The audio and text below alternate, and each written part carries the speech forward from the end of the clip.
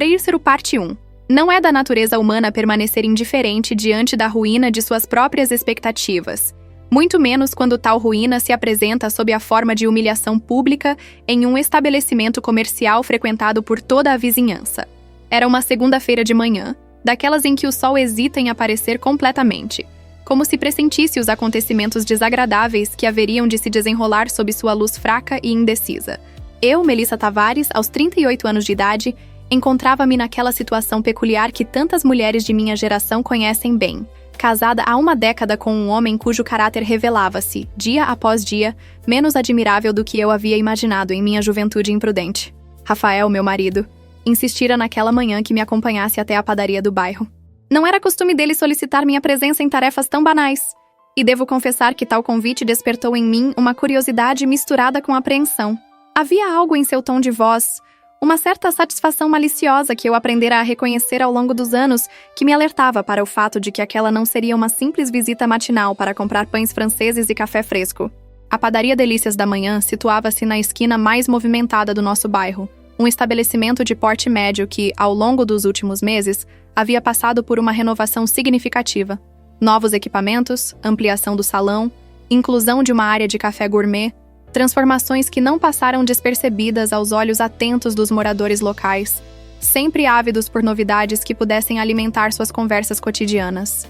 Ao adentrarmos o estabelecimento, notei imediatamente a presença incomum de pessoas conhecidas. Não era apenas o movimento normal de uma segunda-feira. Havia ali uma congregação deliberada de indivíduos que pareciam aguardar algum tipo de espetáculo. Reconheci a senhora Marcondes, nossa vizinha de 3 casas à esquerda, conhecida por sua língua afiada e seu apreço por fofocas. Estava também o Dr. Silveira, nosso dentista, acompanhado de sua esposa, uma mulher de modos refinados que sempre me cumprimentava com cordialidade excessiva, daquelas que mal disfarçam a falsidade subjacente. Ao todo, contei cerca de 10 pessoas, todas estrategicamente posicionadas de modo a ter uma visão clara do balcão principal. Foi então que avistei Camila. Camila Rodrigues, 26 anos, cabelos loiros oxigenados, unhas perfeitamente esmaltadas em vermelho escarlate, sorriso predatório. Ela estava atrás do balcão, usando um avental da padaria como se fosse uma segunda pele, embalando pães com uma familiaridade que sugeria não ser aquela sua primeira vez naquela função. Nossos olhares se cruzaram por um breve instante, e no sorriso que ela me dedicou, pude ler toda a narrativa sórdida que eu havia me recusado a aceitar completamente nos últimos meses. As suspeitas, é claro, já pairavam sobre meu matrimônio como nuvens escuras em um céu de tempestade iminente.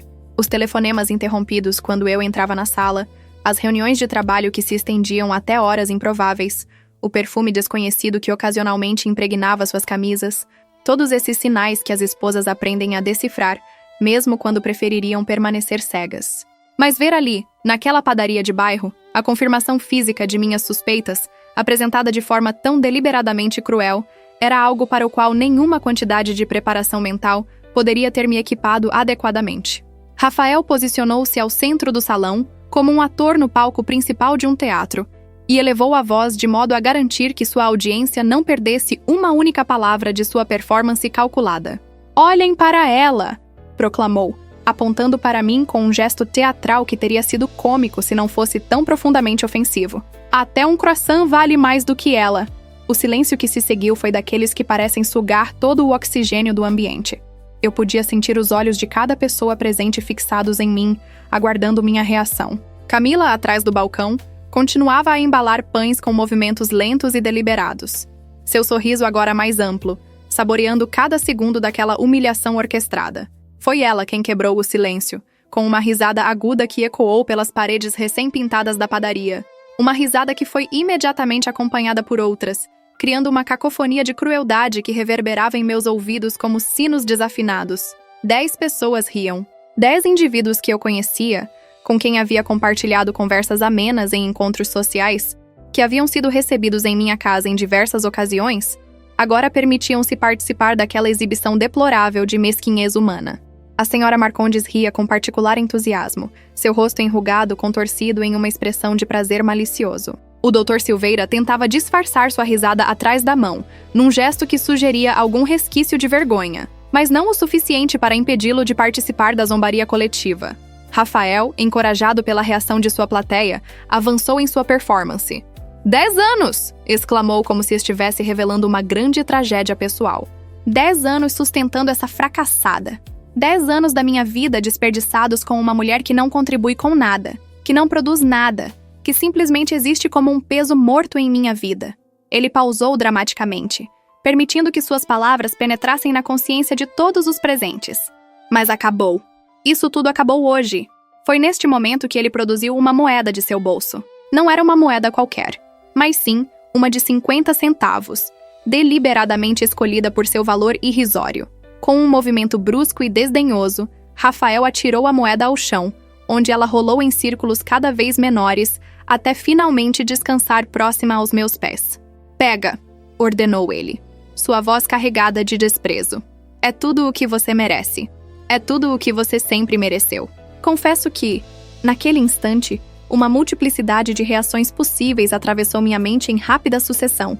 Poderia ter gritado, confrontando-o publicamente sobre sua infidelidade, sobre as mentiras, sobre a covardia de trazer sua amante para trabalhar em um estabelecimento do nosso próprio bairro. Poderia ter chorado, sucumbindo à humilhação e oferecendo a todos ali presentes o espetáculo de sofrimento que claramente esperavam testemunhar.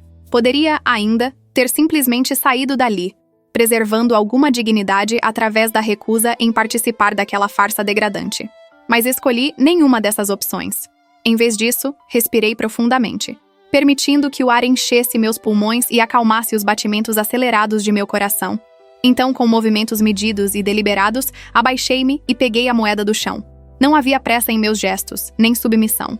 Havia, sim, uma calma que surpreendeu a mim mesma, uma serenidade que vinha de um lugar profundo dentro de mim, um lugar que eu não sabia que existia até aquele momento preciso. Enquanto me levantava, moeda em mãos, observei as expressões ao meu redor.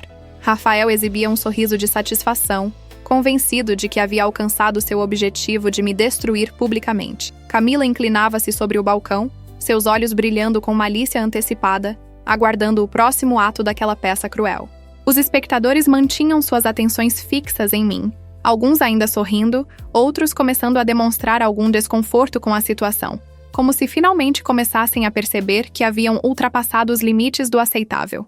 Foi neste momento que Maria Eduarda entrou em cena. Maria Eduarda Santos, 45 anos, gerente-geral da padaria desde a recente mudança de propriedade, uma mulher de presença imponente e maneiras impecáveis que eu conhecia bem, embora ninguém naquele salão suspeitasse da natureza de nosso relacionamento. Ela havia estado nos fundos do estabelecimento durante toda aquela cena deplorável, informada por sua equipe sobre o que estava ocorrendo, aguardando pacientemente o momento certo para fazer sua entrada. Maria Eduarda aproximou-se com passos firmes e seguros, carregando uma sacola de papel pardo com o logotipo renovado da padaria impresso em verde e dourado. Seu rosto mantinha uma expressão de profissionalismo sereno, mas eu podia detectar, no leve arqueamento de uma de suas sobrancelhas, uma indignação contida que prometia consequências para aqueles que haviam transformado seu estabelecimento em palco para tal espetáculo de vulgaridade.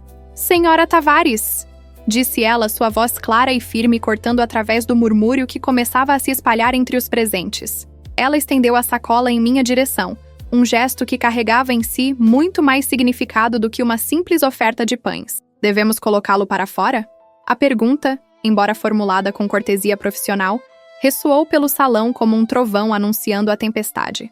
O pronome utilizado, "lo", era suficientemente ambíguo para causar confusão, mas o tom de voz de Maria Eduarda, bem como a direção de seu olhar fixo em Rafael, não deixava dúvidas sobre a quem ela se referia. Não era a mim que ela sugeria remover do estabelecimento, mas sim ao homem que havia transformado aquele espaço comercial em arena para sua crueldade conjugal. Rafael, que até aquele momento mantinha sua postura de superioridade arrogante, pareceu momentaneamente desorientado pela intervenção inesperada.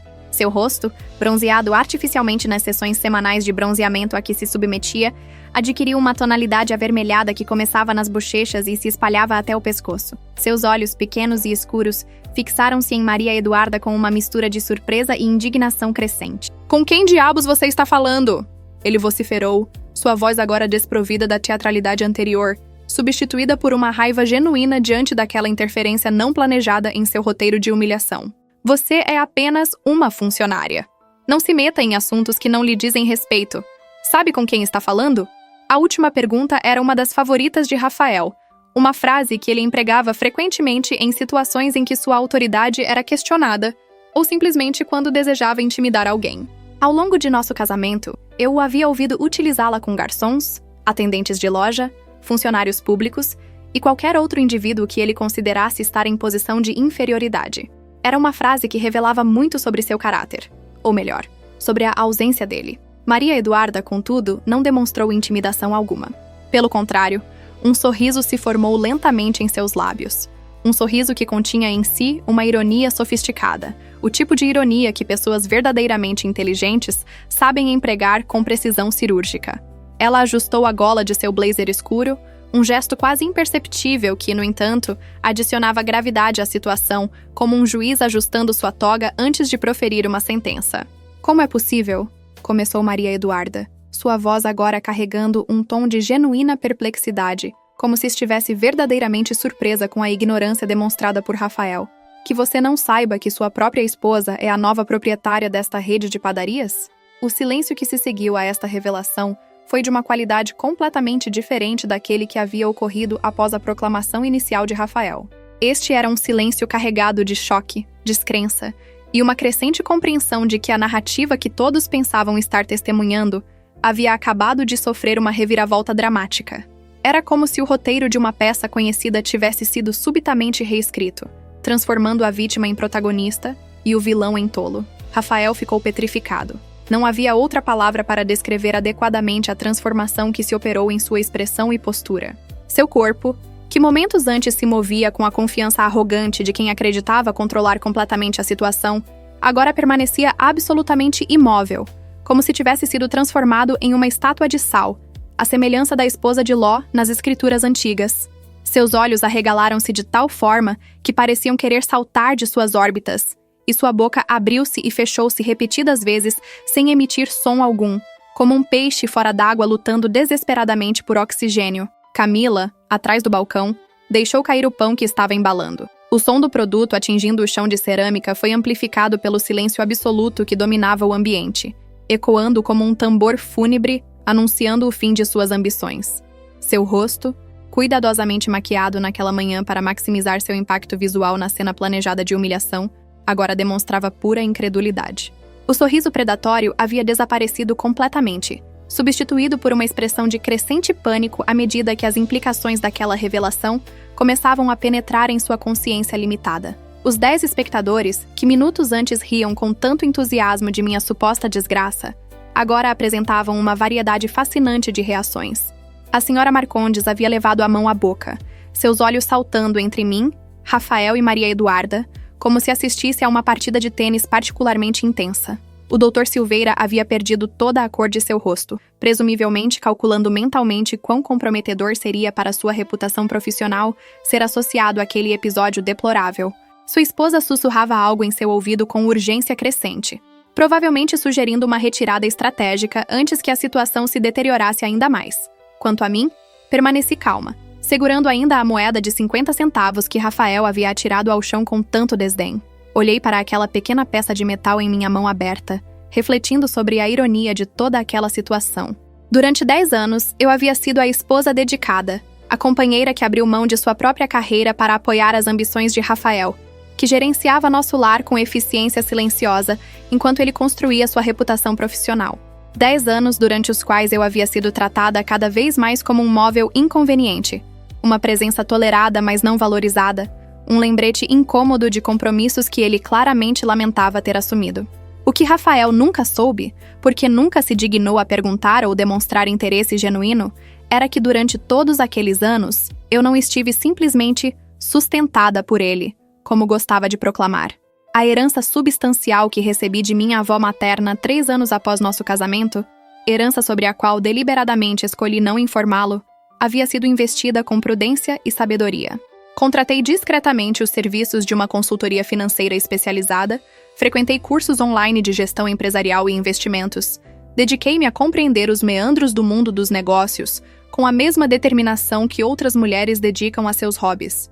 Meus investimentos, cuidadosamente diversificados entre ações, fundos imobiliários e participações em empresas emergentes, haviam crescido de forma exponencial ao longo dos anos. Enquanto Rafael gastava nossas rendas conjuntas em carros importados, relógios suíços e, aparentemente, em manter uma amante em apartamento próprio, eu construía silenciosamente um império financeiro que ele nem sequer suspeitava existir.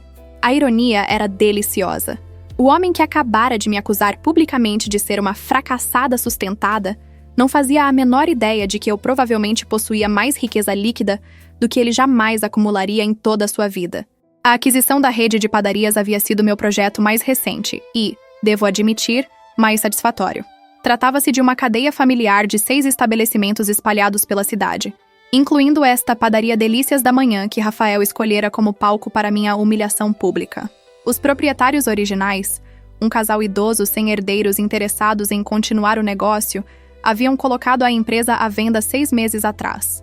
Eu soube da oportunidade através de Maria Eduarda, que na época trabalhava como gerente de uma das unidades e tinha amplo conhecimento sobre as operações e o potencial de crescimento da rede.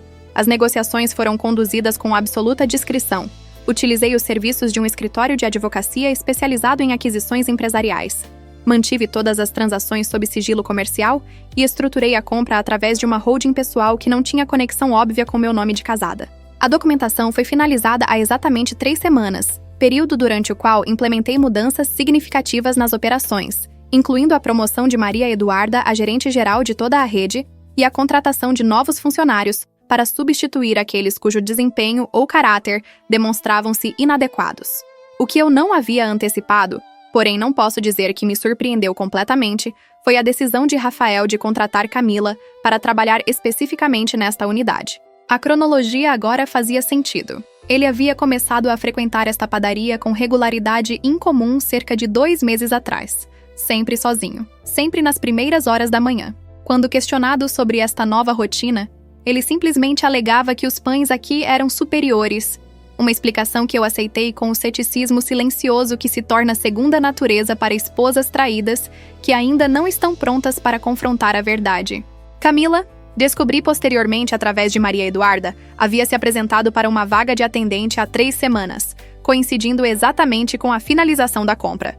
Sua experiência prévia era mínima, suas referências questionáveis, mas ela possuía aquilo que certas pessoas consideram qualificação suficiente: juventude, aparência física convencional e uma disposição evidente para utilizar ambos como ferramentas de manipulação.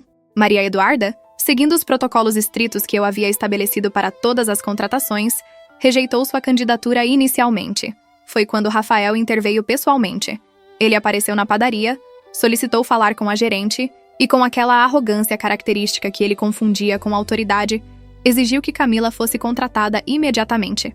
Maria Eduarda, demonstrando o profissionalismo excepcional que justificava sua posição, informou-o educadamente que as decisões de contratação eram prerrogativa exclusiva da gerência e que ela não poderia alterar suas decisões baseando-se em pressões externas. Rafael, desacostumado a ter suas demandas recusadas, especialmente por mulheres em posições que ele considerava subalternas, tornou-se agressivo. Foi neste ponto que Maria Eduarda fez algo brilhante. Ela contactou diretamente a proprietária da rede, ou seja, contactou a mim. Nossa conversa telefônica foi breve, mas reveladora. Ela descreveu a situação, identificou o homem como meu marido, embora eu nunca tivesse mencionado meu estado civil para ela, e aguardou minhas instruções. Eu poderia ter ordenado que Camila fosse definitivamente recusada, encerrando ali aquela situação desconfortável. Poderia ter confrontado Rafael imediatamente, expondo sua infidelidade e colocando um fim em nosso casamento naquele exato momento. Em vez disso, escolhi uma abordagem diferente. Instruí Maria Eduarda a contratar Camila, mas com condições específicas. Ela seria designada para o turno matinal desta unidade específica, receberia o salário mínimo legalmente estabelecido e estaria sob período de experiência de 3 meses com avaliações semanais rigorosas. Além disso, e isto era crucial, Maria Eduarda deveria observar e documentar cuidadosamente quaisquer irregularidades ou comportamentos inadequados no ambiente de trabalho. Eu estava, essencialmente, dando a Rafael e sua amante corda suficiente para se enforcarem. As 3 semanas seguintes foram esclarecedoras. Camila demonstrou ser uma funcionária medíocre na melhor das hipóteses. Chegava atrasada regularmente, cometia erros constantes no registro de vendas, tratava clientes com impaciência mal disfarçada e passava períodos excessivos em seu telefone celular durante o horário de trabalho. Suas únicas interações genuinamente entusiasmadas eram com Rafael, que começou a aparecer na padaria diariamente, às vezes múltiplas vezes por dia, sempre encontrando desculpas para conversas prolongadas com ela no balcão. Maria Eduarda documentou tudo meticulosamente. Fotografias com registro de data e hora mostrando Camila no telefone quando deveria estar atendendo clientes, gravações de áudio de suas conversas inadequadas com Rafael durante o horário de trabalho, testemunhos de outros funcionários sobre seu comportamento disruptivo e uma compilação impressionante de erros de caixa que resultavam invariavelmente em discrepâncias financeiras. Era um dossiê completo que seria mais do que suficiente para justificar sua demissão imediata por justa causa. Mas eu ainda não havia dado essa ordem. Porque, vejam bem, eu estava aguardando exatamente isto. O momento em que Rafael se sentisse suficientemente confiante em sua posição, suficientemente seguro no que acreditava ser sua dominância absoluta sobre minha vida, para orquestrar uma humilhação pública desta magnitude. Ele havia planejado cuidadosamente esta cena, convidando pessoas conhecidas sob pretextos diversos, garantindo que Camila estivesse posicionada atrás do balcão como testemunha e participante de meu rebaixamento, escolhendo um horário de movimento moderado que garantiria audiência sem causar transtorno excessivo ao estabelecimento. O que ele não sabia era que cada pessoa que ele havia convidado para testemunhar minha humilhação estava naquele momento reacessando drasticamente sua compreensão da situação. A senhora Marcondes, cuja língua afiada havia causado problemas para inúmeras pessoas ao longo dos anos, agora enfrentava a perspectiva aterradora de ter ofendido gravemente alguém com poder econômico significativo em nosso bairro. O Dr. Silveira, que mantinha seu consultório odontológico a apenas 2 quadras dali e dependia da boa vontade da comunidade local para sua prática profissional, certamente estava calculando os danos potenciais à sua reputação. Os outros espectadores demonstravam variações similares de desconforto e arrependimento crescente. Havia o Sr. Pacheco, dono da farmácia vizinha, que mantinha relações comerciais com diversos estabelecimentos da região e não podia se dar ao luxo de ser associado a escândalos. Estava também a jovem Beatriz, influenciadora digital local, que documentava a vida no bairro em suas redes sociais, e agora provavelmente se perguntava se deveria deletar qualquer registro fotográfico ou em vídeo que pudesse ter capturado daquela manhã desastrosa. Cada um deles, à sua maneira, começava a compreender a extensão de seu erro de julgamento. Rafael, entretanto, ainda não havia processado completamente a informação. Sua mente, acostumada a operar dentro de parâmetros específicos, nos quais ele ocupava posição de superioridade inquestionável, lutava para incorporar esta nova realidade que contradizia frontalmente todas as suas suposições.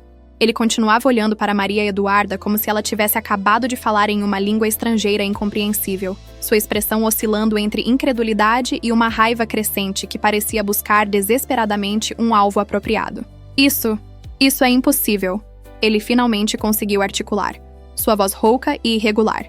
Você está mentindo. Esta é alguma espécie de piada de mau gosto. Melissa não tem dinheiro. Ela não tem nada. Eu a conheço. Eu sei exatamente quem ela é. O que ela é capaz ou incapaz de fazer. Maria Eduarda manteve sua expressão profissional serena, mas eu podia detectar um lampejo de satisfação em seus olhos. Senhor, respondeu ela com uma cortesia que beirava a ironia. Posso assegurar-lhe que não há equívoco algum. A senhora Melissa Tavares é, de fato, a proprietária majoritária da Rede Delícias da Manhã, posição que ela assume desde o dia 15 de outubro deste ano. Todos os documentos legais estão devidamente registrados e arquivados nos órgãos competentes. Se desejar, posso providenciar cópias autenticadas para sua verificação. Foi neste momento que decidi finalmente falar. Até então, havia permanecido em silêncio, observando a cena se desenrolar como uma peça teatral da qual eu era simultaneamente espectadora e protagonista. Mas havia chegado o momento de assumir controle ativo da narrativa, de transformar aquela humilhação planejada em minha própria declaração de independência e poder. Rafael, disse eu, minha voz calma e controlada, cada palavra cuidadosamente escolhida e pronunciada com clareza cristalina. Durante 10 anos você me subestimou. Durante 10 anos, você assumiu que sua visão limitada de quem eu sou correspondia à realidade. Durante 10 anos, você confundiu minha escolha de silêncio com fraqueza, minha paciência com submissão, minha discrição com incompetência.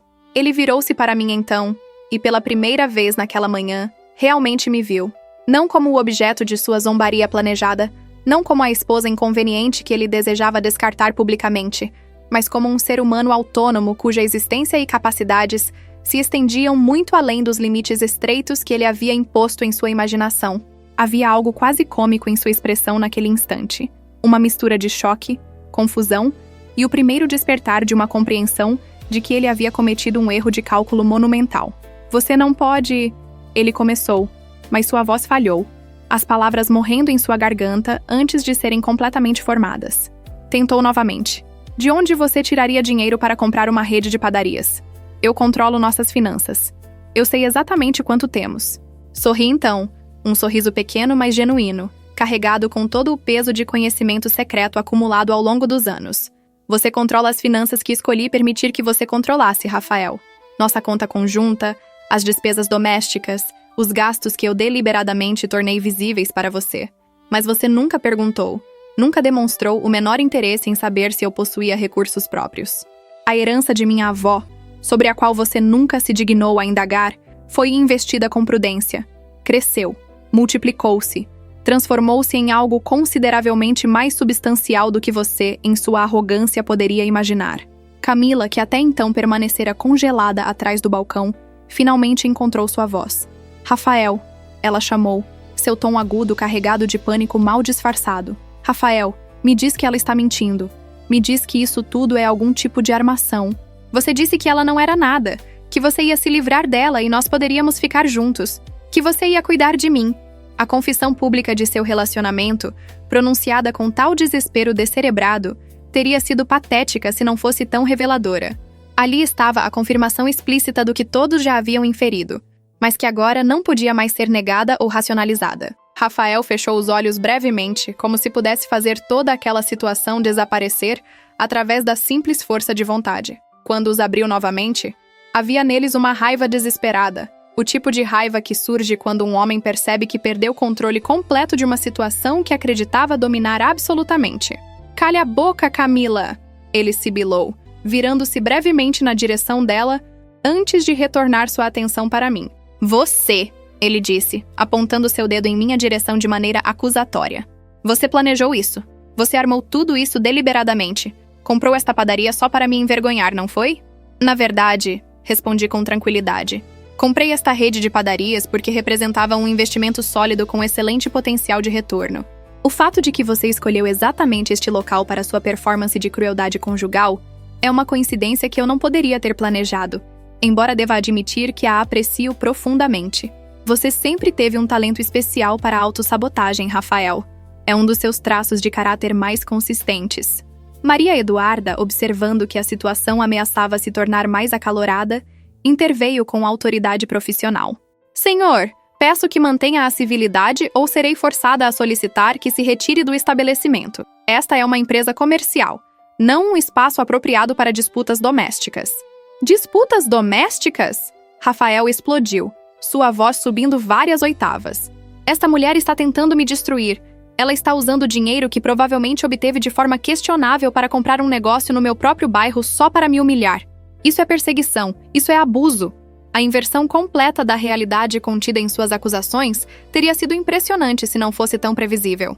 Era típico de Rafael, quando confrontado com as consequências de suas próprias ações, reposicionar-se como vítima, reinterpretar os eventos de modo a preservar sua autoimagem de pessoa fundamentalmente boa que foi injustiçada por circunstâncias externas ou pela malícia alheia.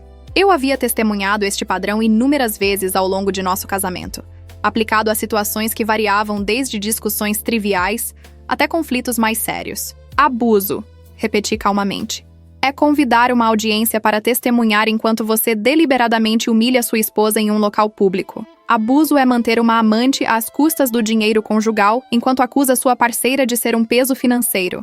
Abuso é gastar anos minando sistematicamente a autoestima de alguém através de críticas constantes e desvalorização deliberada. O que eu fiz, Rafael, foi simplesmente investir meu próprio dinheiro em um negócio legítimo. Se você escolheu transformar esse negócio em palco para seu próprio constrangimento, a responsabilidade é inteiramente sua." Os espectadores, que haviam permanecido predominantemente silenciosos desde a revelação de Maria Eduarda, começaram a se movimentar desconfortavelmente. A senhora Marcondes foi a primeira a se dirigir discretamente em direção à saída, claramente ansiosa para remover-se de uma situação que havia se tornado profundamente embaraçosa para todos os envolvidos. O Dr. Silveira e sua esposa a seguiram em breve, murmurando desculpas incompreensíveis que ninguém realmente prestou atenção.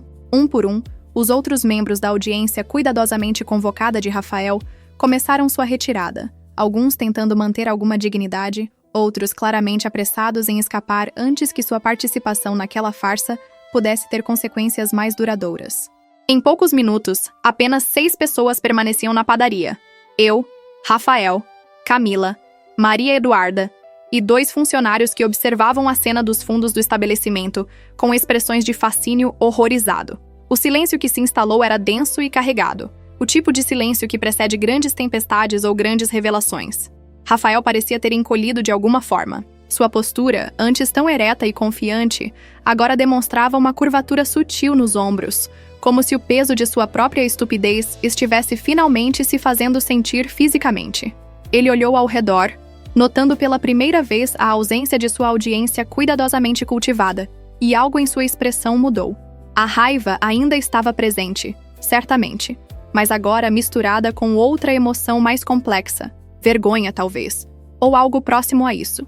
"Camila", ele finalmente disse, sua voz agora desprovida da bravata anterior, soando quase derrotada. "Vá para casa, eu te ligo mais tarde." "Mas Rafael", ela protestou, lágrimas começando a se formar em seus olhos cuidadosamente delineados, causando estragos em sua maquiagem matinal.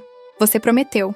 Você disse que hoje era o dia, que você ia se livrar dela e nós poderíamos começar nossa vida juntos. Você prometeu que eu não precisaria mais trabalhar neste lugar horrível, que você cuidaria de mim." A revelação de que ele havia de fato prometido a ela exatamente isto, que toda aquela cena havia sido orquestrada, não apenas para me humilhar, mas também como algum tipo de grande gesto romântico para sua amante, adicionou uma camada extra de patético àquela situação já profundamente lamentável. Olhei para Camila então, realmente a vi pela primeira vez, não como uma ameaça ou rival, mas como o que ela realmente era. Uma jovem mulher tola o suficiente para acreditar nas promessas de um homem casado, que claramente não tinha escrúpulos quanto a mentir para qualquer pessoa que lhe fosse conveniente no momento. "Camila", disse eu, dirigindo-me a ela diretamente pela primeira vez, "você está despedida. Pode recolher seus pertences do armário dos funcionários e deixar o estabelecimento. Receberá o pagamento proporcional aos dias trabalhados este mês, depositado em sua conta conforme determina a legislação trabalhista. Maria Eduarda providenciará toda a documentação necessária." Ela me encarou com uma mistura de choque e indignação. "Você não pode me despedir. Isso é perseguição. É abuso de poder. Eu vou processar. Você pode certamente consultar um advogado trabalhista se assim desejar." Interrompi calmamente. "Maria Eduarda tem em seu arquivo um dossiê completo documentando suas múltiplas violações das políticas da empresa ao longo das últimas 3 semanas. Atrasos recorrentes, uso excessivo de dispositivo pessoal durante horário de trabalho, erros repetidos no manuseio de caixa resultando em discrepâncias financeiras e comportamento inadequado com clientes e outros funcionários. Qualquer advogado competente aconselhará que você não tem base alguma para uma ação legal. Mas você é livre para tentar, é claro." O rosto de Camila passou por uma série de transformações emocionais fascinantes, da indignação inicial para a incredulidade, depois para uma raiva impotente e finalmente para uma espécie de desespero lastimável. Ela olhou para Rafael, claramente esperando que ele interviesse em seu favor, que defendesse sua posição, que cumprisse ao menos algumas das muitas promessas que aparentemente havia feito. Mas Rafael evitou seu olhar, concentrando sua atenção em um ponto indefinido no chão, como se encontrasse ali algo de profundo interesse. "Rafael?" ela chamou novamente, sua voz agora carregada de súplica. "Você vai deixar ela fazer isso comigo? Depois de tudo que passamos juntos? Depois de tudo que você me prometeu?" Ele não respondeu. Simplesmente permaneceu ali, imóvel. Um homem que aparentemente havia perdido toda a capacidade de ação decisiva diante do colapso completo de seus planos cuidadosamente arquitetados. Camila esperou mais alguns segundos. Então, com um som que era parte soluço e parte grito de frustração, correu em direção aos fundos do estabelecimento, presumivelmente para coletar suas coisas antes de fazer sua saída dramática e definitiva.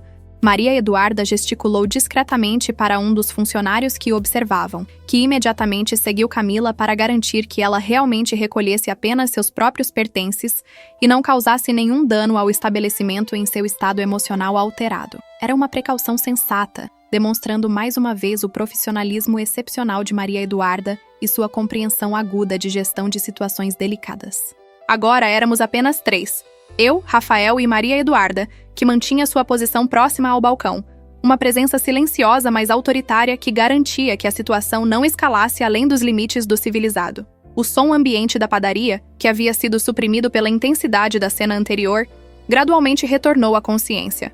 O zumbido discreto dos refrigeradores, o ruído distante do trânsito na rua, o tic-tac de um relógio de parede que marcava a passagem inexorável do tempo. Rafael finalmente ergueu os olhos para encontrar os meus. Havia algo diferente em sua expressão agora, uma qualidade que eu não havia visto antes em todos os nossos anos de casamento. Não era arrependimento exatamente, porque homens como Rafael raramente alcançam esse nível de autoconsciência. Mas havia uma espécie de reconhecimento relutante, uma aceitação forçada de que a realidade não correspondia às suas expectativas ou desejos. "Quanto tempo?" ele perguntou, sua voz baixa. "Quanto tempo você estava planejando isso?" "Planejando o quê, especificamente?" Respondi. "A compra das padarias? Os investimentos? Ou você se refere a quanto tempo eu estava ciente de sua infidelidade e escolhi não confrontá-lo imediatamente?" "Tudo", ele disse fazendo um gesto vago com as mãos. "Tudo isso.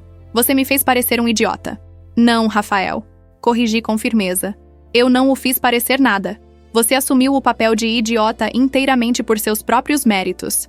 Eu simplesmente investi meu próprio dinheiro de forma inteligente e discreta. Você escolheu assumir que eu era incompetente e dependente porque isso servia à sua narrativa preferida sobre nosso casamento. Você escolheu manter uma amante e trazê-la para trabalhar em um estabelecimento do nosso bairro. Você escolheu orquestrar esta cena de humilhação pública. Cada uma dessas escolhas foi exclusivamente sua." Ele apertou os lábios em uma linha fina, claramente insatisfeito com minha resposta, mas incapaz de formular um contra-argumento efetivo. "E agora?" perguntou após uma pausa prolongada. "O que acontece agora?" Era uma pergunta interessante, e uma para a qual eu havia dedicado considerável reflexão nas últimas semanas. A descoberta definitiva de sua infidelidade, confirmada através de evidências fotográficas que um investigador particular havia me fornecido há aproximadamente um mês, havia forçado uma reavaliação completa de meu futuro. Eu tinha opções, é claro. Poderia permanecer no casamento, como tantas mulheres fazem, escolhendo ignorar a traição em favor da estabilidade e conveniência. Poderia confrontá-lo privadamente, exigir que terminasse o relacionamento com Camila e tentasse reconstruir nossa união sobre fundações honestas. Mas em minhas reflexões, cheguei à conclusão de que nenhuma dessas opções era verdadeiramente satisfatória. Porque o problema fundamental não era simplesmente a infidelidade, embora essa fosse certamente uma violação grave de nossos votos matrimoniais. O problema era a pessoa que Rafael havia revelado ser ao longo dos anos, alguém fundamentalmente egoísta, que via relacionamentos em termos de hierarquia e dominância em vez de parceria e respeito mútuo, que era capaz de extraordinária crueldade quando sentia sua posição ameaçada, ou simplesmente quando achava que poderia escapar impune. "Agora", respondi calmamente, "nós nos divorciamos. Você pode contratar um advogado de sua escolha, e eu farei o mesmo. Podemos conduzir o processo de forma civilizada, através de mediação, ou você pode escolher torná-lo contencioso e prolongado. A escolha é sua, mas devo avisá-lo que qualquer tentativa de contestar a divisão de bens será infrutífera. Minha herança e investimentos subsequentes são propriedade separada, adquirida e gerenciada inteiramente por mim, sem qualquer contribuição sua. Você não tem direito legal a eles." 10 anos, ele disse, sua voz ganhando um tom de amargura. 10 anos de casamento não significam nada para você? Significam exatamente o que foram. 10 anos durante os quais construiu uma vida paralela, que você nunca se incomodou em investigar ou compreender. 10 anos durante os quais você gradualmente revelou seu verdadeiro caráter através de 1000 pequenas crueldades e desrespeitos. 10 anos que me ensinaram lições valiosas sobre independência, autossuficiência e a importância de nunca colocar meu bem-estar emocional ou financeiro completamente nas mãos de outra pessoa. Rafael balançou a cabeça lentamente, como se ainda não conseguisse processar completamente a situação. "As pessoas vão falar", disse ele finalmente. "O que aconteceu aqui hoje, todos vão saber. Nossa reputação, minha reputação." "Sua reputação", interrompi, "foi danificada exclusivamente por suas próprias ações. Você convidou testemunhas. Você criou um espetáculo público. Você proclamou alto e em bom som que estava encerrando nosso casamento, que eu não valia nada, que você havia desperdiçado 10 anos comigo. As pessoas certamente vão falar, Rafael, mas não será minha reputação que sofrerá com essas conversas." A verdade desta afirmação era evidente mesmo para ele. Já podia imaginar as conversas que estariam ocorrendo naquele exato momento em lares por todo o bairro. A senhora Marcondes, sem dúvida, já estaria ao telefone, recontando os eventos da manhã com aquele entusiasmo particular que as pessoas reservam para escândalos especialmente suculentos. O Dr. Silveira estaria tendo uma discussão acalorada com sua esposa sobre o erro grotesco de julgamento que os levara a participar daquela farsa. Cada pessoa que havia testemunhado a cena estava, naquele momento, reconstruindo sua compreensão dos eventos, reposicionando-me de vítima patética a protagonista triunfante, e reposicionando Rafael de Algoz, justiceiro atolo arrogante que havia orquestrado espetacularmente sua própria humilhação. Eu preciso sair daqui, Rafael murmurou, mais para si mesmo do que para mim ou Maria Eduarda. Eu preciso pensar. Você precisa contratar um advogado, completei por ele. E precisa fazer isso rapidamente. Meu advogado entrará em contato com você dentro de 48 horas com os papéis preliminares do divórcio. Sugiro que você esteja preparado. Ele me lançou um último olhar, e naquele olhar pude ver uma complexa mistura de emoções que provavelmente nem ele mesmo conseguia nomear completamente. Raiva residual, certamente, mas também confusão, uma espécie de ressentimento impotente. E talvez, apenas talvez, o primeiro lampejo de uma compreensão de que havia perdido algo de valor que nunca apreciou adequadamente enquanto o possuía.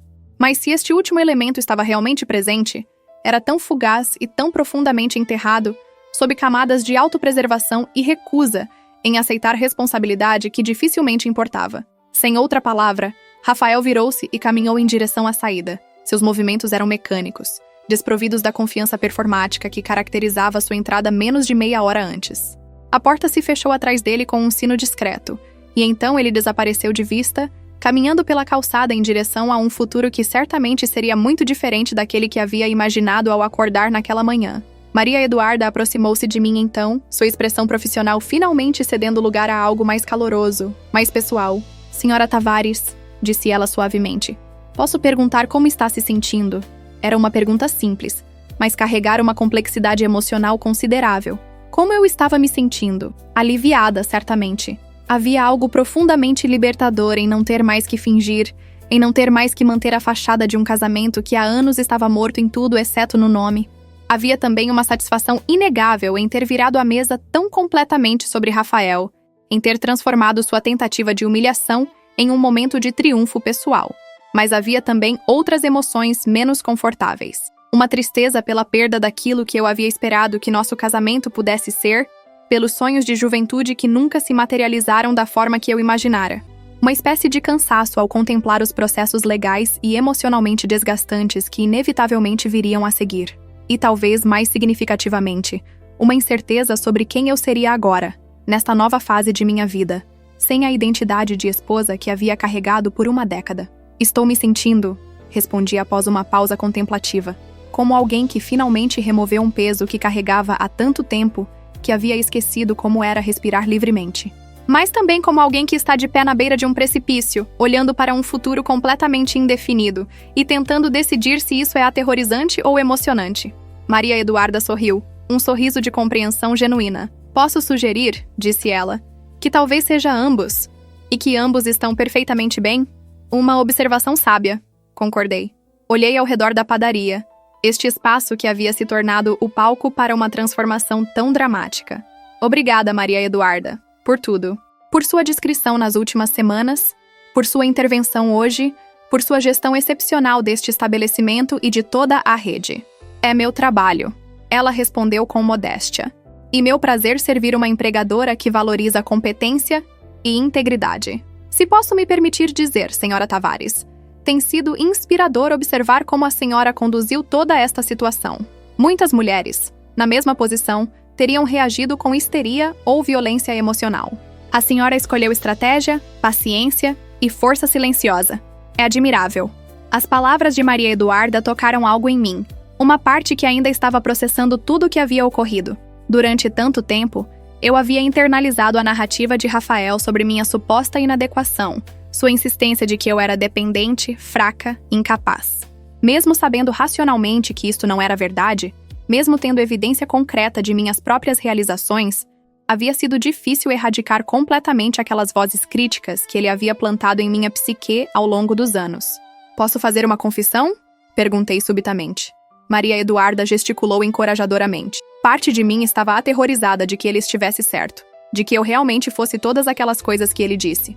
Que meus investimentos fossem apenas sorte, que minha aparente competência fosse ilusória, que no momento em que eu tentasse ficar sozinha, tudo desmoronaria e revelaria que eu era, de fato, a fracassada que ele proclamava que eu era. E agora? Maria Eduarda perguntou gentilmente. Depois do que acabou de acontecer, ainda acredita nisso? Pensei por um momento. Realmente considerei a pergunta e sua resposta. Não, respondi finalmente. E ao pronunciar aquela palavra simples, senti algo se soltar dentro de mim. Algum nó apertado de autodúvida que havia estado ali por tanto tempo, que eu mal me lembrava de como era existir sem ele. Não acredito mais. Se acreditei algum dia. Camila emergiu então dos fundos da padaria, carregando uma pequena bolsa com seus pertences pessoais.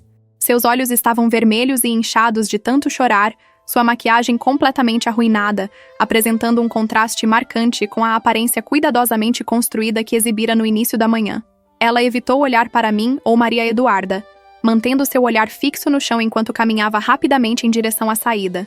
Mas no último momento, ela parou. Virou-se parcialmente, ainda sem fazer contato visual direto, e disse em uma voz baixa e quebrada: "Ele disse que você era horrível, que você o tornava miserável, que ele só estava esperando o momento certo para se libertar. Eu acreditei nele. Eu realmente acreditei. Não havia raiva em suas palavras. Apenas uma espécie de desespero confuso. O reconhecimento tardio de que ela havia sido manipulada tanto quanto eu, apenas de uma maneira diferente. Eu poderia ter respondido com crueldade. Poderia ter usado aquele momento de vulnerabilidade dela para infligir mais dor, para vingar-me pela participação dela em minha humilhação planejada. Mas descobri que não tinha estômago para isso, que não havia satisfação a ser encontrada em chutar alguém que já estava claramente caído. "Camila", disse eu calmamente. Homens como Rafael são excepcionalmente talentosos em apresentar narrativas que os posicionam como vítimas de suas circunstâncias, em vez de arquitetos de suas próprias escolhas. Ele provavelmente acreditava em algum nível nas coisas que te disse sobre mim, porque essa crença servia para justificar seu comportamento. Mas isso não torna essas coisas verdadeiras. Nem absolve você ou ele das escolhas que fizeram. Você escolheu envolver-se com um homem casado. Ele escolheu trair seus votos matrimoniais. Ambos escolheram participar de uma tentativa de me humilhar publicamente. Essas foram escolhas adultas com consequências adultas. Ela assentiu fracamente, ainda sem olhar diretamente para mim. Então saiu pela porta e desapareceu, na manhã que agora avançava em direção ao meio-dia. O sino sobre a porta tocou uma última vez. E então o estabelecimento ficou novamente silencioso, exceto pelos sons normais de operação comercial. Maria Eduarda gesticulou para os funcionários que ainda observavam dos fundos. "Voltem ao trabalho, por favor. Há pães que precisam ser assados e clientes que em breve começarão a chegar para o almoço." Eles obedeceram prontamente, aliviados por terem uma desculpa para se afastar daquela carga emocional intensa que havia permeado o ambiente. "E você, senhora Tavares?" Maria Eduarda perguntou. "O que fará agora? Quer ir para casa descansar?" Foi uma manhã extraordinariamente estressante. Considerei a sugestão. A perspectiva de retornar para a casa que eu compartilhava com Rafael, mesmo sabendo que ele provavelmente não estaria lá, era profundamente desagradável. Aquele espaço estava contaminado com memórias, algumas boas dos primeiros anos, mas muitas mais recentes que eram marcadas por tensão, desrespeito e a lenta deterioração de qualquer afeto genuíno que uma vez possa ter existido entre nós. Eu precisaria eventualmente retornar para começar o processo de separação física de nossas vidas entrelaçadas, para embalar pertences e fazer arranjos logísticos, mas não hoje. Hoje, eu precisava de espaço para processar tudo o que havia acontecido. "Na verdade", respondi, "acho que vou visitar as outras unidades da rede. Já faz algumas semanas desde a aquisição, e embora você tenha me mantido bem informada através de relatórios, nada substitui a observação pessoal. Gostaria de conhecer os gerentes das outras lojas, ver as operações em primeira mão, talvez conversar com alguns funcionários e clientes para ter uma noção melhor do negócio que agora possuo." Maria Eduarda sorriu com aprovação. "Uma excelente ideia. Posso acompanhá-la se desejar, ou posso permanecer aqui para garantir que as operações desta unidade retornem completamente ao normal, após a agitação desta manhã. Permaneça aqui, decidi. Você tem razão de que esta unidade precisa de sua presença hoje. Posso fazer as visitas sozinha. Será, na verdade, uma boa oportunidade para me apresentar aos funcionários sem intermediários, para estabelecer desde o início o tipo de relacionamento que desejo ter com as pessoas que trabalham para mim." Passei os próximos minutos obtendo os endereços e informações de contato dos gerentes das outras 5 unidades da rede, bem como algumas orientações básicas de Maria Eduarda sobre as características específicas de cada estabelecimento. A unidade Centro, por exemplo, localizava-se no distrito financeiro e atendia principalmente a profissionais que buscavam café rápido e lanches durante intervalos de trabalho. A unidade Jardins estava em um bairro residencial abastado e especializava-se em produtos artesanais de preços premium. A unidade universitária, como o nome sugeria, ficava próxima ao campus principal da Universidade Estadual e tinha movimento intenso de estudantes em busca de opções econômicas. Cada unidade tinha sua própria identidade, seu próprio nicho de mercado, seus próprios desafios e oportunidades. Ao ouvir Maria Eduarda descrever essas particularidades, senti uma excitação crescente, uma antecipação de mergulhar mais profundamente neste novo empreendimento, de aprender seus detalhes íntimos e descobrir maneiras de melhorá-lo e expandi-lo ainda mais. Aqui estava algo concreto e produtivo no qual poderia canalizar minha energia nas semanas e meses vindouros. Algo que era inteiramente meu, não contaminado por associações com Rafael ou nosso casamento fracassado. Despedi-me de Maria Eduarda e saí da padaria, piscando momentaneamente sob a luz do sol que agora brilhava com força total no céu. A manhã havia avançado consideravelmente durante toda aquela cena dramática, e a rua estava mais movimentada agora, com pedestres indo e vindo, carros passando em ambas as direções, a vida cotidiana da cidade prosseguindo indiferente aos pequenos dramas pessoais que se desenrolavam em seus espaços comerciais. Caminhei até onde havia estacionado meu carro, um sedã discreto mas confiável que eu havia comprado 3 anos atrás com meu próprio dinheiro, outra aquisição sobre a qual Rafael nunca se incomodara em indagar. Ele assumira que o veículo fora comprado com fundos da conta conjunta. Mais uma manifestação de sua tendência de nunca questionar as coisas que confirmavam suas suposições pré-existentes. Entrei no carro, ajustei os espelhos e por um momento simplesmente sentei ali, mãos no volante, permitindo-me um breve instante de quietude antes de prosseguir com o resto do dia. Meu telefone celular, que estivera silenciado no bolso durante toda a manhã, vibrou com uma série de notificações acumuladas. Retirei-o e vi várias mensagens não lidas. 3 eram de minha irmã mais nova, Juliana, que morava em outra cidade, mas mantinha contato regular comigo. As mensagens progressavam de curiosidade casual para preocupação crescente. Ei, tudo bem por aí? Seguida meia hora depois por Melissa, me liga quando puder. E finalmente, sério, estou preocupada. Pelo menos me manda um sinal de vida. Havia também 2 chamadas perdidas de um número que reconheci como sendo do escritório de advocacia que eu havia contratado discretamente no mês anterior para começar a preparar os documentos preliminares de divórcio. Aparentemente, notícias viajavam rápido, ou talvez eles estivessem simplesmente fazendo um acompanhamento de rotina sobre minha decisão de prosseguir com o processo. De qualquer forma, eu retornaria à ligação mais tarde, quando tivesse privacidade adequada para discutir detalhes legais. A terceira categoria de mensagens era de números não salvos em meus contatos, presumivelmente conhecidos do bairro que já haviam ouvido sobre os eventos da manhã e estavam buscando confirmar detalhes, oferecer apoio performático ou simplesmente saciar sua curiosidade. Essas eu ignoraria completamente. Não tinha interesse em alimentar o moinho de fofoca nem energia para performar respostas emocionalmente apropriadas para pessoas cuja preocupação com meu bem-estar era, na melhor das hipóteses, superficial. Respondi rapidamente a Juliana. Estou bem, muito para contar, mas nada com que você precise se preocupar. Te ligo esta noite quando tiver mais tempo para conversar adequadamente. Te amo. Então, coloquei o telefone de volta no silencioso e liguei o carro, iniciando minha jornada pelas outras unidades da rede de padarias. A primeira parada foi a unidade Centro, localizada a aproximadamente 20 minutos de distância, no trânsito moderado daquela hora. O estabelecimento ocupava o térreo de um edifício comercial de vidro e aço, com grandes janelas que ofereciam visibilidade tanto para dentro quanto para fora. O movimento era intenso, como Maria Eduarda havia descrito. Profissionais em trajes formais entrando e saindo rapidamente, muitos carregando telefones celulares e mantendo conversas de trabalho enquanto esperavam seus pedidos. Entrei discretamente e posicionei-me próxima à parede lateral, observando as operações por alguns minutos antes de me identificar. O atendimento era eficiente, os funcionários trabalhavam em sincronia fluida e o espaço, embora compacto, estava impecavelmente limpo e organizado. Notei detalhes que falariam sobre a gestão, produtos consistentemente bem dispostos, sinalização clara de preços e opções, Um sistema de fila que fluía naturalmente sem causar congestionamento. Após minha observação inicial, aproximei-me do balcão e pedi para falar com o gerente. Uma jovem mulher de aproximadamente 30 anos, cabelos presos em um coque profissional, me cumprimentou com um sorriso cortês, mas questionador. Sou Ana Paula, gerente desta unidade. Em que posso ajudá-la? Prazer em conhecê-la, Ana Paula. Meu nome é Melissa Tavares. Sou a nova proprietária da rede. A transformação em sua expressão foi imediata e fascinante. Surpresa inicial, seguida por um rápido recalibramento mental e então uma cordialidade profissional intensificada. Senhora Tavares, que prazer finalmente conhecê-la pessoalmente. Maria Eduarda mencionou que a senhora poderia estar fazendo visitas às unidades em breve, mas não esperávamos tão cedo. Por favor, entre. Posso oferecer-lhe um café? Um tour pelas instalações? Aceitei o café, um expresso duplo que descobri ser excepcionalmente bem preparado, e permiti que Ana Paula me guiasse através da operação.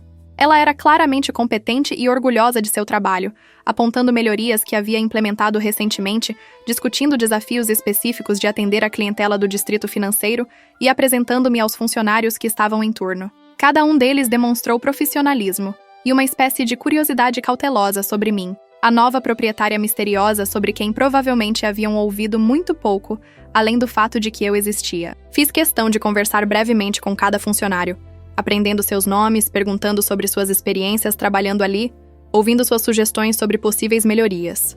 Algumas das ideias eram impraticáveis, ou já estavam sendo consideradas, mas outras demonstravam insights valiosos, que só poderiam vir de pessoas que trabalhavam diretamente com os clientes todos os dias. Fiz anotações mentais para discutir posteriormente com Maria Eduarda. Antes de sair, puxei Ana Paula à parte para uma conversa mais privada.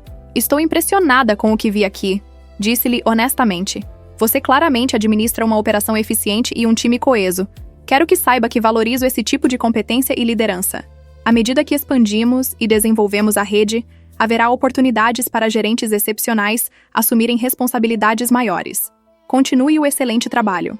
O rosto de Ana Paula iluminou-se com satisfação genuína e o tipo de determinação que surge quando alguém se sente verdadeiramente reconhecido e valorizado.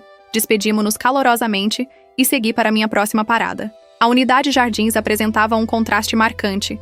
Localizada em um bairro residencial de alto padrão, o estabelecimento era maior e decorado com um estilo mais sofisticado. Madeira escura, iluminação elegante, assentos confortáveis que convidavam clientes a permanecer e socializar em vez de simplesmente pegar seus pedidos e sair. O público aqui era diferente também.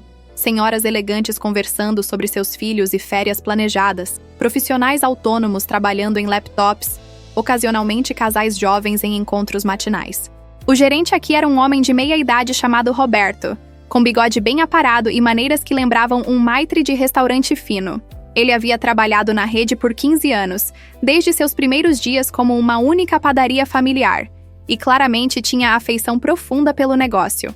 Durante nossa conversa, ele compartilhou histórias sobre os antigos proprietários, sobre como o bairro havia mudado ao longo dos anos, sobre clientes regulares que haviam frequentado o estabelecimento por décadas. Estávamos todos preocupados quando soubemos da venda, Roberto confessou. Mudanças de propriedade às vezes significam mudanças radicais, e havia medo de que tudo o que construímos ao longo dos anos pudesse ser descartado em favor de alguma visão corporativa impessoal. Mas Maria Eduarda nos assegurou que a senhora valoriza a história e identidade de cada unidade, que não há planos de homogeneizar tudo em uma franquia genérica. Maria Eduarda estava absolutamente correta, confirmei. Cada unidade desta rede tem sua própria personalidade, seu próprio lugar na comunidade que serve. Seria tolo e contraproducente destruir isso. Minha visão é preservar o que funciona, fortalecer onde há fraquezas, e expandir cuidadosamente quando e onde fizer sentido, mas sempre com respeito pela essência do que torna cada lugar especial. Roberto pareceu visivelmente aliviado e emocionado. Suspeitei que ele havia perdido o sono preocupando-se com o futuro deste estabelecimento, ao qual havia dedicado tanto de sua vida profissional. Nossa conversa continuou por mais tempo que eu havia planejado inicialmente, mas foi tempo bem investido. Roberto possuía conhecimento institucional inestimável, e ganhar sua confiança e lealdade seria crucial para o sucesso contínuo desta unidade.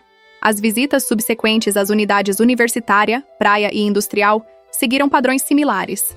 Cada estabelecimento tinha suas próprias características distintivas, seus próprios desafios operacionais, seus próprios gerentes e equipes com personalidades únicas. A unidade universitária era caótica, mas energética, com movimento constante de estudantes e uma atmosfera jovial. A unidade praia, localizada próxima ao calçadão, tinha um ritmo mais relaxado e dependia fortemente de turismo sazonal. A unidade industrial servia principalmente trabalhadores de fábricas próximas, abrindo extremamente cedo para capturar o público do turno matinal. Quanto mais eu via, mais fascinada ficava pela complexidade e diversidade do negócio que agora possuía. Cada unidade era como um pequeno ecossistema, dependente de fatores locais específicos, respondendo a demandas únicas de sua clientela particular. Havia tanto para aprender, tantos detalhes a dominar, tantas oportunidades para melhorias e crescimento. E ao contrário de meu casamento, onde eu havia investido anos de esforço emocional em algo que estava fundamentalmente quebrado e irrecuperável, aqui estava um empreendimento tangível e promissor que recompensaria dedicação e trabalho inteligente com resultados mensuráveis. Era início de tarde quando finalmente completei minha turnê pelas unidades. Minha última parada foi a Unidade Vila Nova, a sexta e mais recente adição à rede, localizada em um bairro em processo de gentrificação que apresentava uma mistura interessante de residentes antigos e novos moradores mais jovens e abastados. O gerente aqui era uma mulher chamada Patrícia, 20 e poucos anos, transbordando entusiasmo e ideias criativas sobre como atrair ambas as demografias que coexistiam no bairro. Enquanto Patrícia me mostrava o espaço e compartilhava suas visões para eventos comunitários e parcerias com negócios locais, senti meu telefone vibrar insistentemente no bolso. Ignorei-o inicialmente, não querendo parecer desrespeitosa ao dividir minha atenção durante nossa conversa. Mas as vibrações continuaram, uma série ininterrupta que sugeria algum tipo de urgência. Por favor, desculpe-me um momento, disse a Patrícia, retirando o telefone para verificar. Havia 12 chamadas perdidas de Rafael, acompanhadas por uma enxurrada de mensagens de texto que variavam de tom, começando com demandas agressivas de que eu retornasse à casa imediatamente, progredindo para acusações de que eu estava evitando-o covardemente e finalmente degenerando em ameaças vagas sobre consequências legais e sociais de minhas ações. Havia também mensagens de outros números. Uma de Camila, surpreendentemente, um longo parágrafo desconexo que oscilava entre autopiedade, raiva direcionada a Rafael e um pedido bizarro de que eu reconsiderasse demiti-la. Várias de conhecidos do bairro, algumas expressando apoio genuíno, outras claramente buscando detalhes para alimentar fofocas. E uma do escritório de advocacia, desta vez uma mensagem de texto profissional solicitando que eu os contactasse para discutir desenvolvimentos urgentes. Patrícia, disse eu, guardando o telefone novamente. Peço desculpas pela interrupção. Assuntos pessoais que requerem minha atenção, mas nada que não possa esperar até terminarmos aqui. Por favor, continue me contando sobre suas ideias para o festival comunitário. Ela retomou sua apresentação com entusiasmo renovado, claramente apreciando que eu priorizasse nossa conversa sobre as demandas urgentes do meu telefone. Era um pequeno gesto, mas significativo, um reconhecimento de que o trabalho que ela fazia aqui tinha valor e merecia a atenção completa. Passamos mais 40 minutos discutindo suas propostas, algumas das quais eram genuinamente inovadoras e mereciam implementação não apenas nesta unidade, mas potencialmente em toda a rede. Quando finalmente me despedi de Patrícia e retornei ao meu carro, o sol já começava sua descida gradual em direção ao horizonte. Havia passado praticamente o dia inteiro visitando as padarias, conversando com gerentes e funcionários, observando operações e absorvendo informações. Estava mentalmente exausta, mas também estranhamente energizada, cheia de ideias e planos para o futuro do negócio. Antes de ligar o motor, permiti-me finalmente verificar adequadamente as mensagens acumuladas.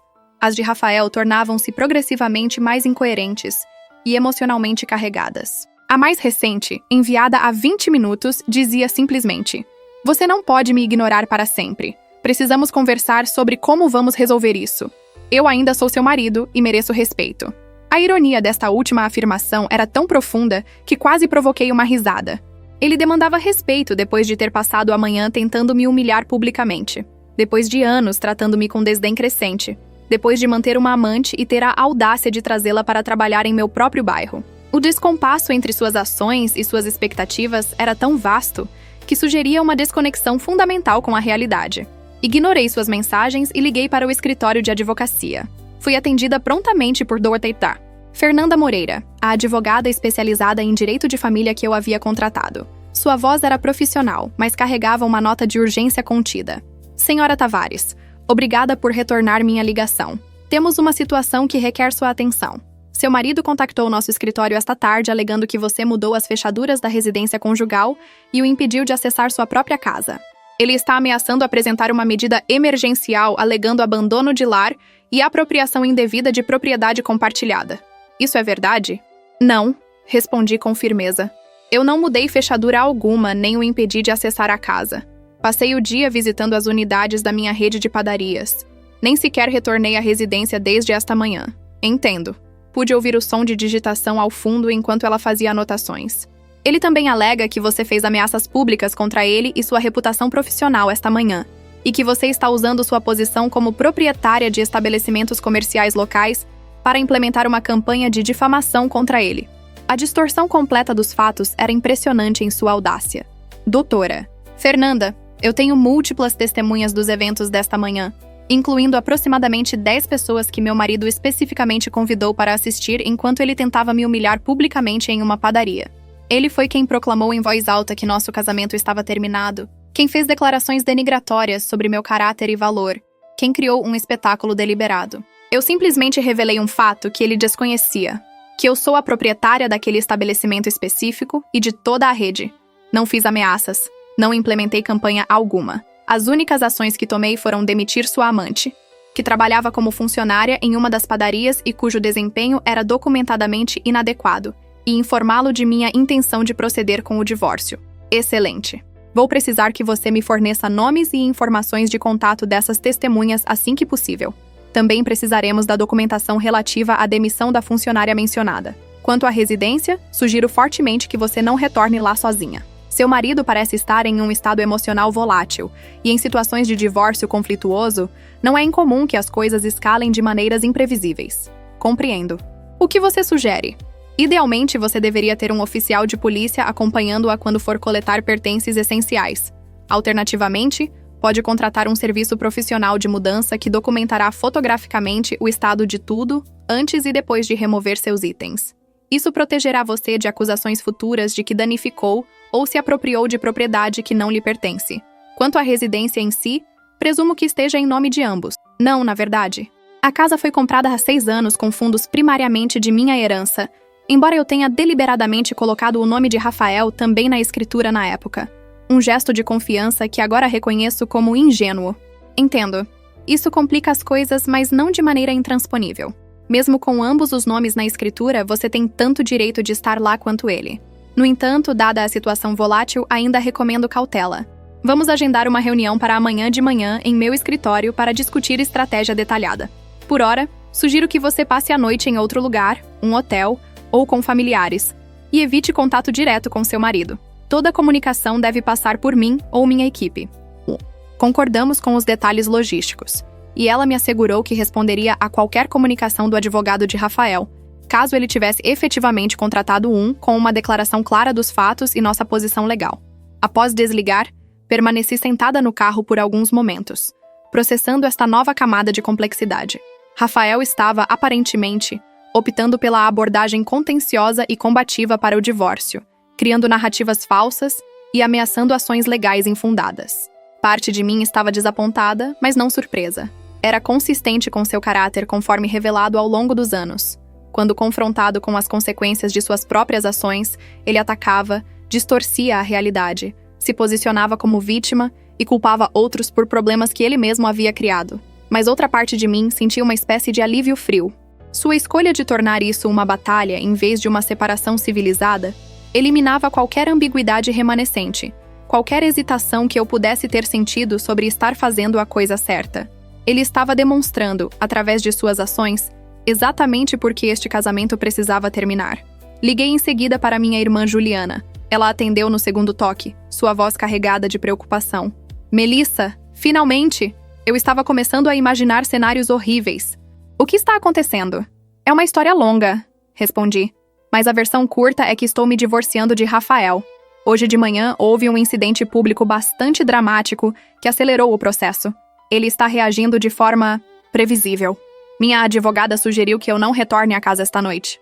Você e o Marcos estariam dispostos a me receber por alguns dias enquanto organizo as coisas? Juliana e seu marido Marcos moravam a cerca de 1 hora de distância, longe o suficiente para oferecer distância física da situação, mas próximo o suficiente para ser prático. Claro! Absolutamente! Ela respondeu sem hesitação. Você pode ficar quanto tempo precisar. Mas Melissa, você está bem? O que ele fez? Você está segura?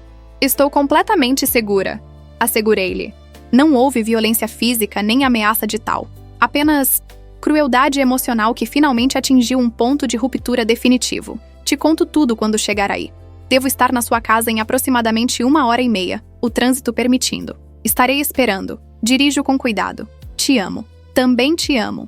Antes de iniciar a jornada, fiz uma última ligação, desta vez para Maria Eduarda. Ela atendeu prontamente e pude ouvir os sons familiares da padaria em operação ao fundo. Senhora Tavares, como foram as visitas às outras unidades? Extremamente produtivas. Estou impressionada com as equipes que temos, mas ligava para informá-la de alguns desenvolvimentos. Meu marido não está lidando bem com os eventos desta manhã. Minha advogada aconselhou que eu mantenha distância por enquanto. Estarei indisponível presencialmente pelos próximos dias, mas totalmente acessível por telefone ou e-mail se você precisar de qualquer decisão ou orientação. Compreendo perfeitamente. Por favor, cuide de si mesma, senhora Tavares. Tudo aqui está sob controle. As outras unidades também estão operando normalmente. Você me contactou em um bom momento, na verdade. Queria informá-la de que tivemos vários clientes chegando ao longo da tarde perguntando sobre você, expressando apoio. Aparentemente, notícias dos eventos desta manhã circularam rapidamente, mas ao contrário do que seu marido pode ter esperado, a reação da comunidade tem sido esmagadoramente em seu favor. Isso me surpreendeu genuinamente. Sério? Completamente. As pessoas estão dizendo coisas como sempre souberam que havia algo errado com aquele homem, e ela sempre pareceu boa demais para ele. A senhora Marcondes, em particular, veio pessoalmente esta tarde para se desculpar por sua participação no incidente. Ela trouxe flores e um bilhete escrito à mão. Deixei na sua mesa no escritório administrativo. A imagem da senhora Marcondes, aquela fonte perene de fofocas do bairro, fazendo uma peregrinação de desculpas com flores era quase cômica. Isso é inesperado, mas apreciado, suponho. Daí, as pessoas reconhecem injustiça quando a veem, senhora Tavares, especialmente quando ela é perpetrada de forma tão pública e cruel. Seu marido calculou mal gravemente ao pensar que humilhá-la publicamente geraria simpatia para ele. Acabou apenas revelando seu próprio caráter, enquanto simultaneamente despertava compaixão e admiração por você. Após encerrar a ligação com Maria Eduarda, finalmente iniciei minha jornada para a casa de Juliana. O trânsito estava pesado, típico do fim de tarde em qualquer grande cidade, e tive amplo tempo para refletir enquanto navegava lentamente pela rodovia congestionada. A estação de rádio tocava música suave e instrumental, proporcionando uma trilha sonora adequadamente contemplativa para meus pensamentos. Havia uma qualidade surreal em tudo o que havia acontecido. Apenas esta manhã, eu ainda estava tecnicamente casada, ainda habitando aquela vida familiar mesmo que já estivesse mentalmente preparada para deixá-la. Agora, menos de 12 horas depois, meu casamento estava efetivamente terminado. Eu havia sido publicamente humilhada e subsequentemente triunfante. Havia demitido a amante de meu marido, visitado todas as 6 unidades de minha rede de padarias e estava a caminho de me refugiar na casa de minha irmã enquanto iniciava o processo legal de divórcio. Era como se uma década inteira de mudanças houvesse sido comprimida em um único dia transformador. Pensei sobre Rafael, sobre o homem que eu havia escolhido casar em meus 28 anos, cheia de esperança e sobre nosso futuro compartilhado.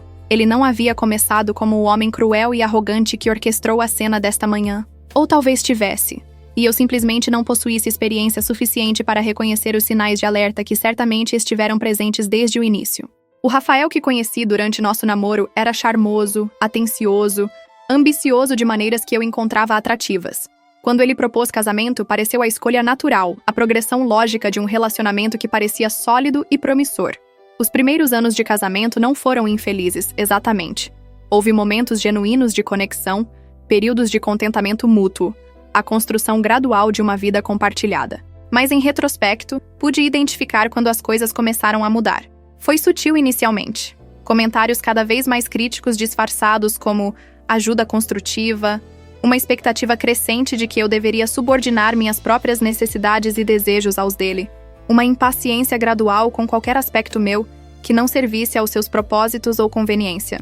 À medida que sua carreira progredia e ele ganhava mais sucesso profissional e reconhecimento, a disparidade percebida em nossas realizações tornou-se uma fonte de tensão.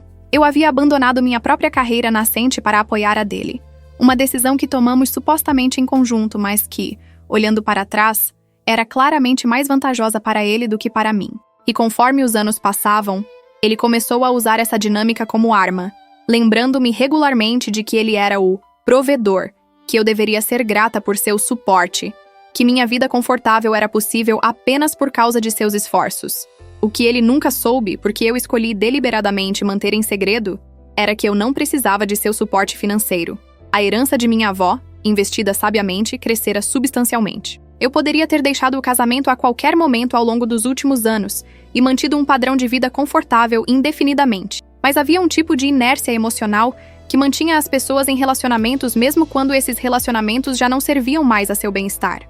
Medo de mudança, preocupação sobre julgamento social, uma esperança persistente de que as coisas poderiam melhorar, uma relutância em admitir que uma década de investimento emocional havia sido fundamentalmente mal direcionada. Levou à descoberta definitiva de sua infidelidade, combinada com a evidência crescente de que ele não apenas não me amava, mas ativamente me desprezava, para finalmente superar essa inércia.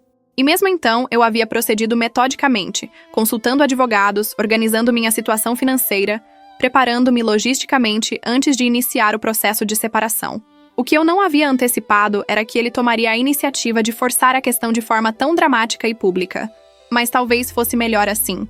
Talvez um rompimento limpo e definitivo, por mais doloroso e humilhante que tivesse sido momentaneamente, era preferível a meses ou anos de deterioração gradual, de tentativas mal-sucedidas de terapia matrimonial, de falsos começos e desilusões repetidas. Rafael havia, através de sua própria crueldade e estupidez, cortado o nó gordiano de forma efetiva e irreversível. Não havia mais ambiguidade, não havia mais espaço para dúvida ou reconciliação. O caminho à frente era claro, mesmo que fosse desafiador. Cheguei à casa de Juliana justamente quando o sol tocava o horizonte, pintando o céu em tons dramáticos de laranja e púrpura. Ela estava esperando na porta de entrada, e no momento em que saí do carro, ela correu em minha direção e me envolveu em um abraço apertado. "Melissa", ela murmurou em meu cabelo. "Eu estava tão preocupada. Estou tão feliz que você está aqui e está segura." Foi só então, envolvida na segurança e aceitação incondicional do amor de minha irmã, que finalmente permiti que as emoções do dia me dominassem. Lágrimas que eu havia estado suprimindo através de pura força de vontade começaram a fluir. Primeiro lentamente e então em um dilúvio liberador. Não eram lágrimas por Rafael ou por nosso casamento destruído. Eram lágrimas de alívio, de exaustão emocional, de libertação de um peso que eu havia carregado por tanto tempo que havia esquecido como era respirar sem ele.